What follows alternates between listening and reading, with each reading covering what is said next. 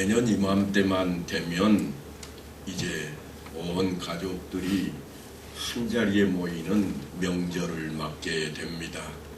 서로 얼굴만 바라보고 있어도 참으로 즐거운 때가 이때가 아닌가 그런 생각이 듭니다. 함께 한다고 하는 그것 하나만으로도 우리는 얼마나 기쁘고 즐거운지 모릅니다. 우리 집만 즐거운 것도 아닙니다. 이웃집에도 즐거움이 가득합니다. 거기도 오랜만에 가족들이 함께 하기 때문에 그렇습니다. 비록 지금보다 잘 살지는 못했었지만 우리에게는 옛날의 추억이 있습니다. 명절이 되면 이웃들이 함께 모여서 멍석을 깔고 윷놀이를 했고, 또한 어린 아이들은 자치기를 했던 때가 엊그제 같은 그런 생각이 듭니다. 하지만 요즘은 문화가 변하고 과학이 우리로 하여금 생활 환경을 완전히 바꾸어 놓아서 어른 아이 할 것 없이 모두가 다 명절인데도 불구하고 핸드폰 끼고 자리에 앉아서 고개 숙이고 거기에다 절하고 있는 모습밖에 안 보이는 것 같습니다. 하지만 그래도 명절은 명절입니다. 다 기대가 되지 않습니까? 이제 며칠 뒤면 설날인 명절이 올 것이니 손주 얼굴도 한번 보고 싶고 또한 자식들도 한번 만나고 싶은 그러한 마음으로 우리는 명절을 기다립니다. 하지만 명절이 항상 우리에게 기쁨만 가져다 주지는 않습니다. 때로는 상처를 가져다 주기도 합니다. 고부간의 갈등이 일어나기도 하고 또한 가족들 간에 서로 아픈 마음을 품게 되기도 합니다. 여자가 셋만 모이면 접시가 깨진다는 우스갯소리가 있습니다만 그것은 그들의 혀가 칼이 되어서 다른 사람의 마음에 상처를 줄 수도 있고 또한 섭섭함을 드러내게 만들 수도 있기 때문에 그런 이야기가 생겨났을 것입니다. 다름 아닌 생명을 파괴하는 자리로 달려가는 일 중에 하나입니다. 뿐만 아니라 아무리 사실일지라도 다른 사람의 치부를 건드리면 그 상처가 오래가게 됩니다. 그래서 오늘 성경은 내 이웃에 대하여 거짓 증거하지 말라 그렇게 계명으로 우리에게 지킬 것을 명령하고 있습니다. 왜냐하면 계명의 목적은 사람을 살리는 데 있기 때문입니다. 물론 주님께서 우리에게 이 땅에 오신 목적도 생명을 살리고 구원하시기 위해 오셨으니 동일한 목적이라 그렇게 말할 수 있을 것입니다. 요한은 예수님의 오심을 이렇게 이야기합니다. 도둑이 오는 것은 도둑질하고 죽이고 멸망시키려는 것뿐이요 내가 온 것은 양으로 생명을 얻게 하고 더 풍성히 얻게 하려는 것이라.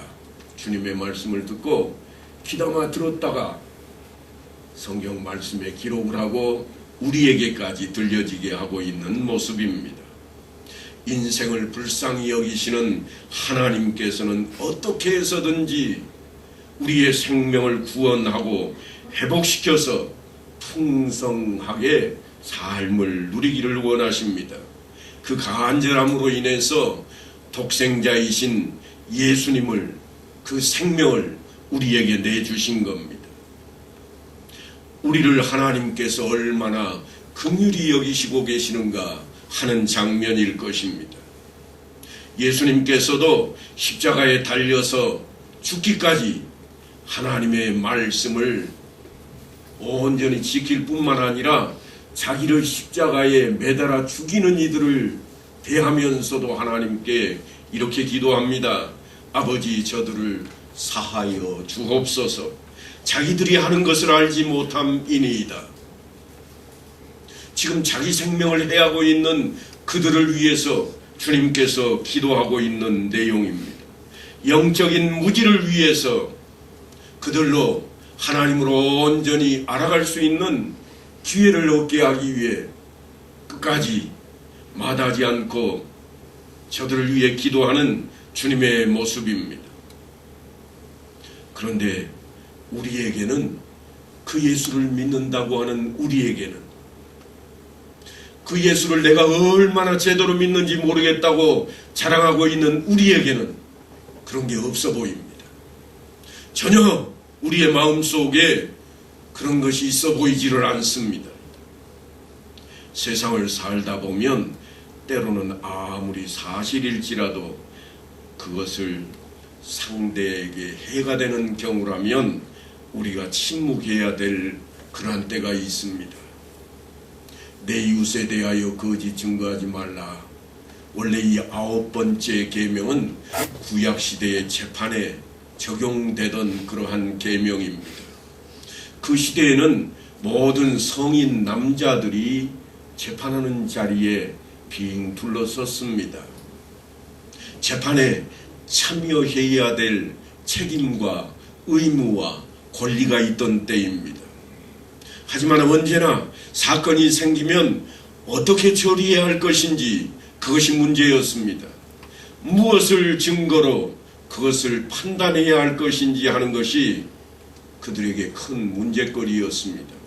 그래서 행위로 드러나지 않는 부분은 증언을 통해서 그 증언을 채택하는 일로 온전히 심판을 내리는 자리에 그들이 함께 했습니다. 모세는 그 이야기를 이렇게 전합니다. 너는 거짓된 풍설을 퍼뜨리지 말며 악인과 연합하여 위증하는 증인이 되지 말며 다수를 따라 악을 행하지 말며 송사의 다수를 따라 부당한 증언을 하지 말며 가난한 자의 송사라고 해서 편벽되이 두둔하지 말지니라. 그러니까 재판을 할 때에 현행범으로 잡혀온 경우는 즉시 그 자리에서 누구나 심판을 할 수가 있었지만 현행범이 아닌 경우에는 증언을 중심으로 해서 심판했다고 하는 사회관계법에 대한 이야기가 이 9번째 계명입니다. 재판에 있어서 증언하는 일이 한 사람의 생명을 좌우할 경우가 많습니다. 그 자리에서 죄인이라 그렇게 판결이 나면, 왜냐하면 그들이 돌로 다 쳐 죽였기 때문에 그렇습니다. 그래서 이 히브리인들은 살인자를 재판하게 되면 반드시 2-3명의 증인이 있어야 살인죄로 확정을 하곤 했습니다. 사람의 모든 악에 관하여 또한 모든 죄에 관하여는 한 증인으로만 정할 것이 아니요 2 증인 입으로나 또는 3 증인의 입으로 그 사건을 확정할 것이라. 그때는 지금처럼 DNA를 가지고 뭔가를 확인할 수 있는 그런 여건도 없었고 CCTV가 있어서 그 자리를 영상으로 남겨놓은 것도 없었습니다. 그러니까 사람들의 말 한마디가 얼마나 중요했던 때인지 모릅니다. 증언이 그렇게 중요했습니다. 증인들로 인해서 한 사람의 생명이 왔다 갔다 했던 그러한 때입니다. 그래서 증언하는 자들에게 어떻게 처리하게 했는가 하면 판결이 나면 제일 먼저 돌을 들게 했습니다. 증언했던 사람이 가장 먼저 저 사람이 죄인이라고 죽어 마땅하다고 생각했기에 먼저 돌을 들어서 그 사람을 치게 만들었다고 하는 것입니다. 하지만 종종 위증을 하는 때가 있었습니다. 잘못된 증거, 그것을 제시해서 사람을 죽게 만들었다고 하는 위증이 폭로되면 위증하는 사람도 그 자리에서 돌로 맞아 죽어야만 하는 때였습니다. 그러니까 사람의 생명이 한 사람의 증언에 따라서 왔다 갔다 하는 그러한 처지가 있었습니다. 어떤 사람들은 당장의 귀찮은 일을 모면하려고 거짓말을 하기도 했습니다. 아무리 사실일지라도 다른 사람을 음해하려고 하는 목적을 가지고 그렇게 증언하면 안 된다고 하는 것이 모세의 법이었음에도 불구하고 그런 비근한 일들이 부모 자식 간에 많이 일어났습니다. 왜냐하면 자기 자식의 잘못을 쉬쉬 덮어두고 그를 살게 하는 일이 생겼기 때문입니다. 오늘도 마찬가지일 겁니다.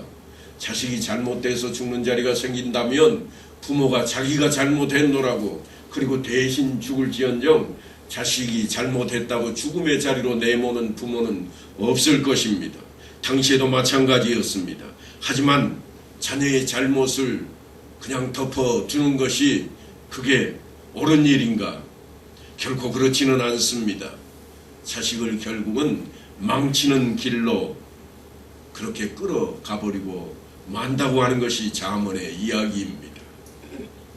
그래서 반드시 잘못된 일로 큰 일에 휩싸이게 될 것이니 자식일지라도 온전히 잘 다스려야 할 것을 이야기하고 있습니다. 더 이상 많은 사람들이 한 사람의 잘못된 영향력으로 신음하는 일을 막기 위해서 생겨났던 이 이야기는 어찌 보면 사람의 세치혀를 잘 다스려야 할 것으로 우리에게 요구되고 있다고 해야 할 것입니다.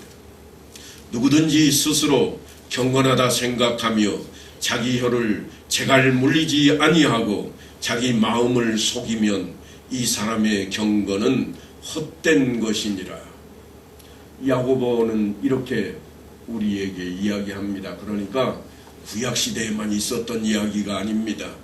신약시대에도 여전히 있었고 오늘을 살고 있는 우리 앞에도 여전히 이런 일들은 생겨날 것입니다.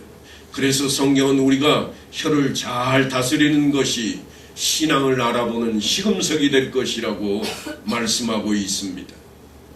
그래서 다른 사람에 대하여 나쁜 생각이 들거든 자기 자신의 잘못하고 있는 것을 먼저 들여다보고 인정하라고 하는 것입니다.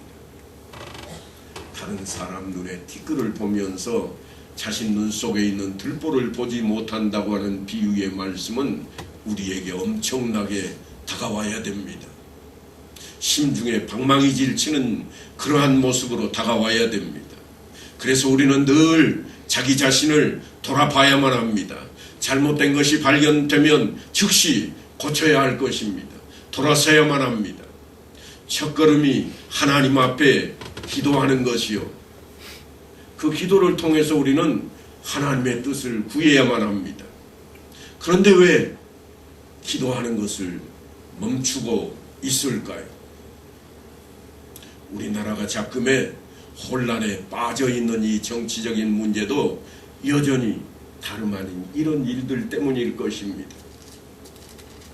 사소하다고 생각할지 모르지만 다른 사람들에게는 생명이 왔다 갔다 하는 일이 될 수가 있고 자기 자신을 위해서라면 아무것도 아닌 것처럼 여겨지는 일들이 다른 사람에게는 위협이 된다고 하는 사실을 우리는 꼭 기억해야만 합니다.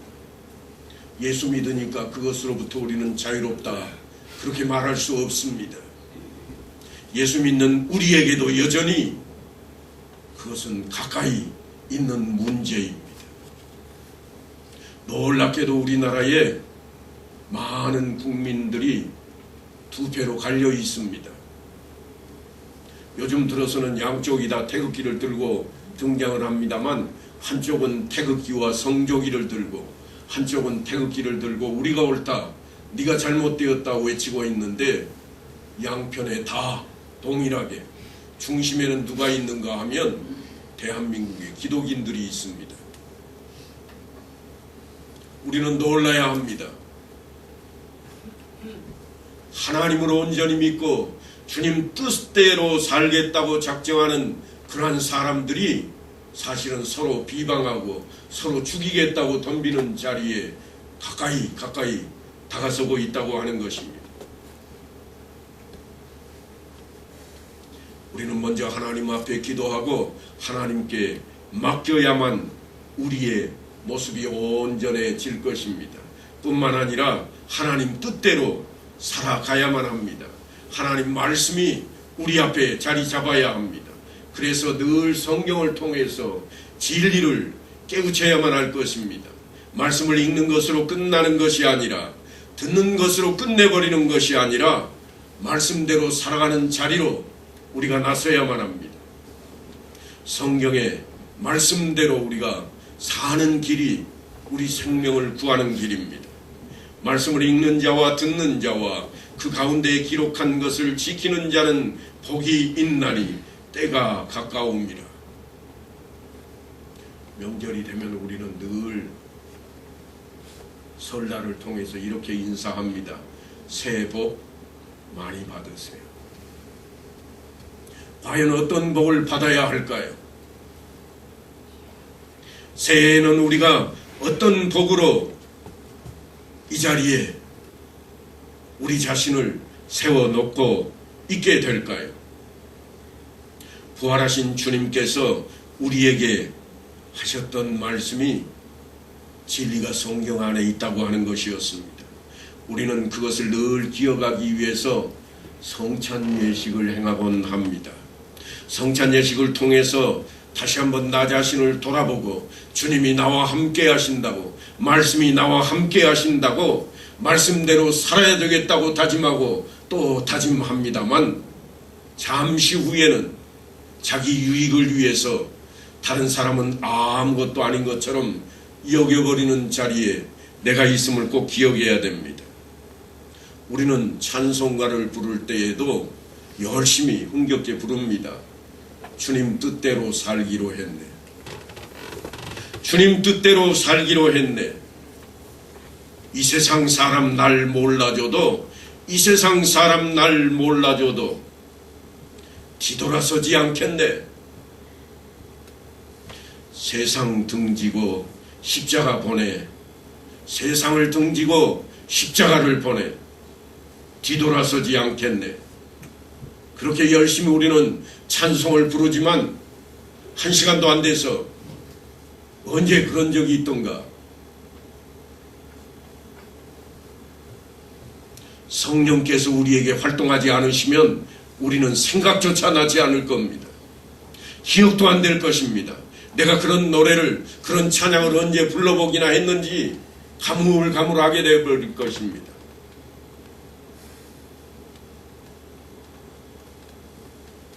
명절만 되면 새해 복 많이 받으라고 덕담도 하고 축복도 하는 자리에 우리가 있지만, 뒤돌아서면 잠시 후면 내가 더 잘 돼야 되겠고, 내 식구가 훨씬 나아야 되겠고, 나만 잘 되면 되겠다고 하는 자리로 성큼성큼 걸어가고 있는 우리의 모습입니다. 내 이웃에 대하여 거짓 증거하지 말라.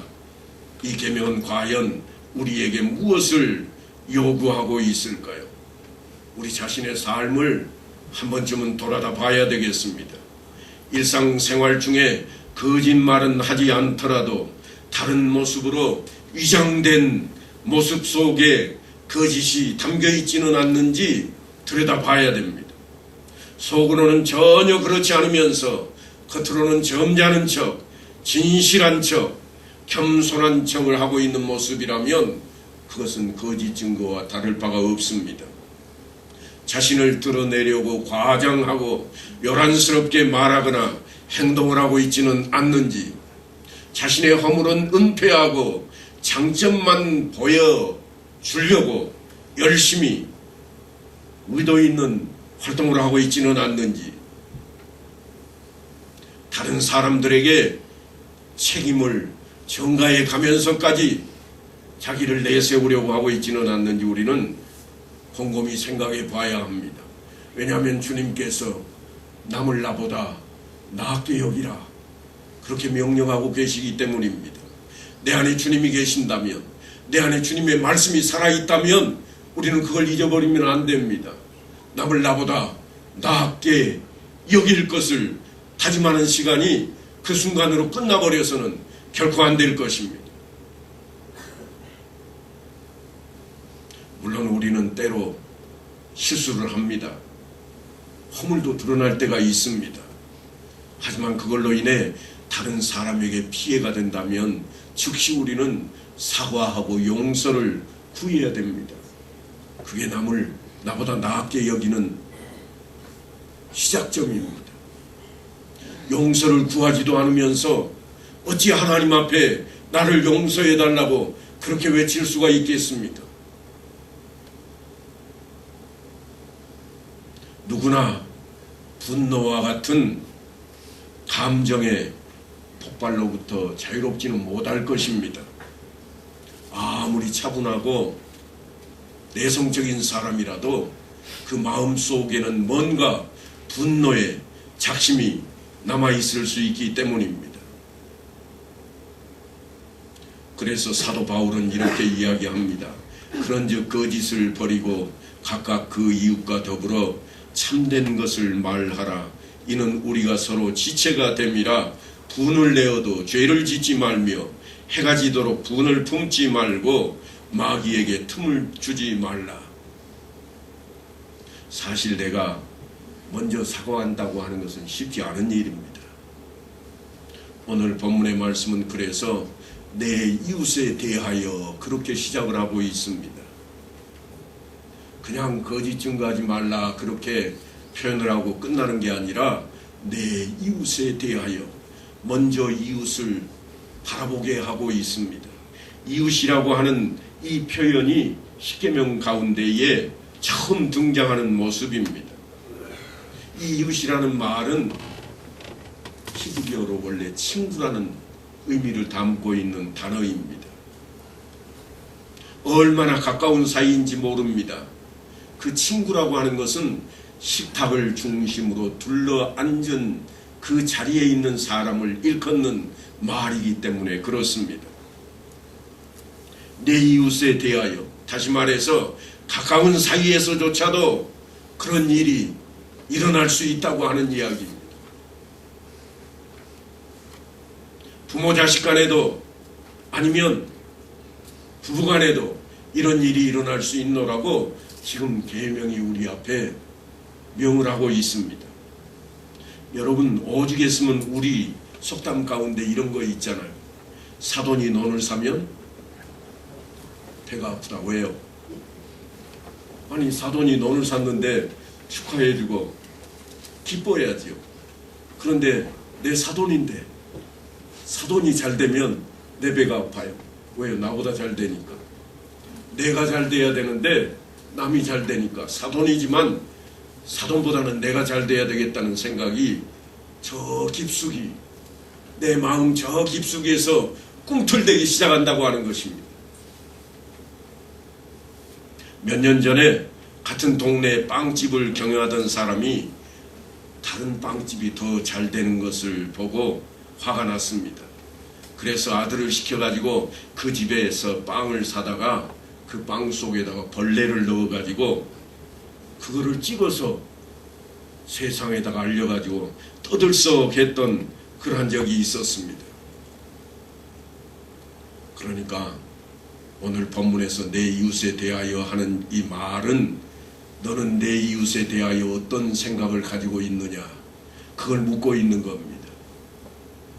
내 이웃을 동반자로 생각하고 있느냐, 아니면 없애버려서라도 내가 잘 돼야 될 그러한 자로 치부하고 있지는 않는가, 함께 더불어서 살아갈 그러한 존재로 생각하는가, 아니면 저 사람이 있어야 밟아버리고 내가 올라설 수 있노라고 하는 약자 취급을 하고 있지 않는지 우리는 곰곰이 생각해야 할 것입니다. 주님께서는 분명히 내 이웃을 내 자신같이 사랑하라, 그렇게 말씀을 하셨습니다. 내 이웃을 자신같이 생각하라는 겁니다. 오늘 계명은 사실 어떻게 되어 있는가 하면 거짓 증거하지 말라 이렇게 되어 있습니다. 히브리 말은 우리하고 어순이 좀 다릅니다. 우리는 항상 주어가 앞에 나와서 그 일에 대한 주관을 드러냅니다만 히브리어는 움직이는 동사, 활동이 가장 먼저입니다. 그래서 맨 앞에 단어가 뭐가 등장하는가 하면 하지 말라, 그게 등장을 합니다. 하지 말라 이렇게 하는 것은 행동이나 태도로 반응을 하지 말라고 하는 겁니다. 마음속으로도 드러내지 말라고 하는 겁니다. 성경은 내가 입으로 거짓말하지 않았을지라도 내 행동이나 태도가 그것을 받아들이도록 하고 있다면 그것조차도 이 명령에 어긋난다고 그렇게 이야기하고 있는 겁니다. 그러니까 내 혀에 재갈을 물리는 것은 사실 쉽지 않은 일이나 이루어낼 수 있는 유일한 길은 성령께 맡기지 않고는 결코 안 된다고 하는 것입니다. 성령의 도우심을 받아야 됩니다. 하지만 성경에 거짓 증거에 대한 다른 이야기도 종종 등장을 합니다. 그래서 이게 화두가 되기도 하는데요. 선의의 거짓말은 어떻게 합니까? 그렇게 묻는 경우를 대할 때가 있습니다. 틀림없이 성경에 그런 대목이 등장하기 때문입니다. 출애굽기 초반부에 보면 히브리 산파들의 이야기가 등장을 합니다. 애굽의 왕 바로의 명령을 어기고 히브리인의 아기들을 살리기 위해서 거짓 증거를 합니다. 왜 이런 거짓말을 했는지 성경은 이렇게 설명하고 있습니다. 애굽 왕이 히브리 산파를 부르고 너희는 히브리 여인을 위하여 해산을 도울 때 그 자리를 살펴서 아들이거든 그를 죽이고 딸이거든 살려두라. 그러나 산파들이 하나님을 두려워하여 애굽 왕의 명령을 어기고 남자 아기들을 살린지라.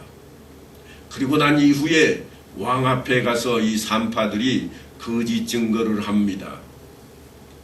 히브리 여인은 애굽 여인과 같지 아니하고 건강하여 산파가 그들에게 이르기 전에 해산했더이다. 그런데 성경은 이 거짓 증거한 산파들에 대해서 어떻게 평가하고 있는가 하면 하나님이 그 산파들에게 은혜를 베푸시니 그 산파들은 하나님을 경외하였으므로 하나님이 그들의 집안을 흥왕하게 하신지라. 거짓 증거했는데 그들이 복을 받는 사람들 대열에 함께 서 있게 되었습니다. 이 일은 아직 십계명이 전해지기 이전의 이야기입니다. 모세가 태어났던 그때 이야기니까요. 그러면 다른 이야기를 하나 좀 더 해야 되겠습니다. 여리고에 살았던 기생 라합의 이야기입니다. 이때는 언젠가 하면 십계명이 선포된 이후입니다. 자기 집에 정탐꾼들이 숨어 들어왔습니다. 그들을 잡으려고 군사들이 쫓아왔습니다. 하지만 기생 라합은 거짓 증거를 합니다. 그리고 그들을 살려주게 되었습니다. 그에 대한 평가로 히브리서 기자는 이렇게 이야기합니다. 믿음으로 기생 라합은 정탐꾼을 평안히 영접하였으므로 순종하지 아니한 자와 함께 멸망하지 아니하였도다. 무슨 이야기인가 하면 기생 라합에게는 믿음이 있었다는 겁니다. 어떤 믿음인가? 그래서 여호수아서를 찾아보니까 여호수아서에 기생 라합에 대한 이야기를 이렇게 기록해 놓았습니다. 너희의 하나님 여호와는 위로는 하늘에서도 아래로는 땅에서도 하나님이시니라. 하나님을 믿었다는 겁니다. 하나님이 살아계신다는 믿음입니다. 오직 하나님께만 구원이 있다고 하는 사실을 믿었습니다. 이제라도 자신이 그 하나님 편에 서야 되겠다고 하는 믿음이었습니다. 그 믿음이 라합에게 있었습니다. 히브리 산파들은 하나님을 두려워했기 때문에 거짓 증거를 했고 기생 라합은 하나님을 믿었기 때문에 거짓 증거를 했습니다. 그렇게 해서 어떻게 되었는가 하면 히브리 산파들은 하나님을 경외함으로 그들의 집이 흥왕하였으며 기생 라합은 하나님을 믿음으로 그의 집이 구원을 받았을 뿐만 아니라 예수님의 족보에까지 오르게 되었습니다. 그렇다면 선의의 거짓말은 괜찮은가? 아닙니다. 선의의 거짓말이 괜찮다는 이야기가 결코 아닙니다. 지금 성경에서 이 거짓 증거에 대한 이야기를 기록해 놓은 것은 그것이 생명에 관한 것인가? 그 이야기를 하고 있는 겁니다. 이 모든 것은 이웃을 보호하고 이웃의 생명을 지키며 사랑하는 데 있다고 하는 것입니다. 왜냐하면 계명의 목적이 생명을 살리는 데 있기 때문입니다. 아무리 사실이라도 상대에게 해가 되는 것이라면 침묵해야 될 경우도 생긴다고 하는 것을 넌지시 우리에게 가르치고 있는 그러한 부분입니다. 다시 말해서 생명에 관련되면 우리는 말씀 앞에 엎드려야 된다고 하는 겁니다. 그게 하나님의 뜻인가? 그게 하나님의 섭리인가를 따지고 그 섭리를 따라야 할 것을 이야기하고 있습니다. 당장의 귀찮은 일을 모면하려고 거짓말을 해서는 결코 안 될 것입니다. 왜냐하면 다른 사람의 치부를 드러내거나 중상모략을 하는 것은 그 사람에게 아주 깊은 해결할 수 없는 상처가 생기게 되는데 그 상처를 내는 칼과 같은 그런 말이 되기 때문입니다. 그러니까 아무리 사실일지라도 다른 사람을 음매하려는 목적으로 그 사실이 폭로되지 않기를 바라는 것이 지금 성경에 이르는 내용입니다. 선한 거짓말에 대한 이야기가 아닙니다. 하나님의 뜻, 하나님의 이루시는 섭리에 대한 이야기를 하고 있습니다. 물론 진실을 외쳐야 할 때도 있습니다. 상대방인을 진리로 인도하기 위해서는 우리가 그렇게 해야만 할 것입니다. 그러나 그럴지라도 결코 나쁜 의도가 숨어 있어서는 안 됩니다. 이제 명절인 설날이 가까이 다가오고 있습니다. 특별히 설날이 되면 누구네 자식이 훨씬 잘 됐는가, 그것 때문에 서로 자랑하느라고 누구네 손주가 훨씬 더 멋지게 자랐는가, 그걸 자랑하느라고 열중일 우리의 모습이 선합니다. 그럴지라도 여전히 과연 하나님 안에서 하나님의 뜻을 따라 이웃과 기쁨을 나누고 서로의 복을 빌어주는 그러한 명절로 이끌어갈 수 있게 되기를 간절히 축원합니다.